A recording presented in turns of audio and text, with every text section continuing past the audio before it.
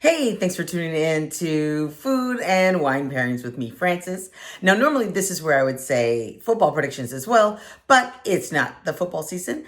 But not to worry, there are so many other exciting things happening throughout the rest of the year that there's plenty to talk about. Also, right now, one of my favorite things after football is happening, and that is the NCAA tournament, men and women. And I am finding myself spending a lot of time watching it, like as early as I can to as late as I can. I just love it. It's super exciting. And, I also need a wine that I can have during this time. Now, a lot of times I'm watching games with other people, and some people are coming over and they are not wine drinkers. And so that means the kind of wine that I prefer, which is generally a drier style wine, is not really the best choice. It's not the most welcoming for people who are not really into wine. But today I have a wine that I think is a good choice, and it's palatable if you like a drier style wine. I mean, it's also kind of great for making sangria or a spritz because of the sugar content. So today's wine is a wine called Keep on Halbtrocken. Keep on Halbtrocken. And this is from Citizen Wines. It's 2024. This is from Rheinhessen, Germany. And this is a Riesling. Now, many people don't think of Germany as being a wine location, but Germany has a long tradition of growing white wine. In particular, that is really what they're known for, like Riesling and Gewürztraminer, and they also make a little bit of ice wine. They make red wines also, but like their white wines are really what people go for when they are there. The one thing that's fun about this is if you look, this guy looks a little bit like a trucker. And this title, Keep on Halbtrocken, is a little bit of a play on words from a phrase from the 70s called keep on trucking.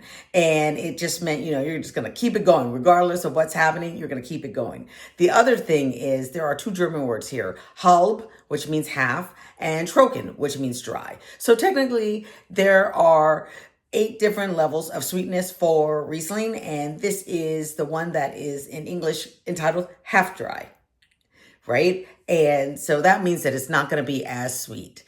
It is, for my taste, a little bit sweet.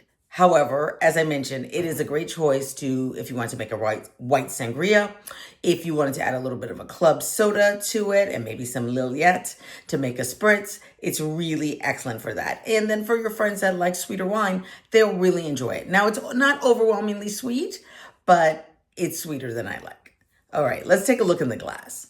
In the glass, we're getting this beautiful, and I hope it's not too frosty because it's cold. We're getting this beautiful light gold color. And if you were to turn it on the edge, you would see right here that the edge is really kind of a clear, slightly green. Now, on the nose, Riesling can be extremely aromatic, and this one really is. On the nose, I'm immediately being hit with honey and apricot and golden apple. And way in the back, there is something called a petrol smell. And when I say petrol, I mean like gas. Now, that's not terrible. There's a lot of Rieslings that smell like that, and they taste great. So, but it's way, way in the back, so you might not even notice it. Okay, on the tongue,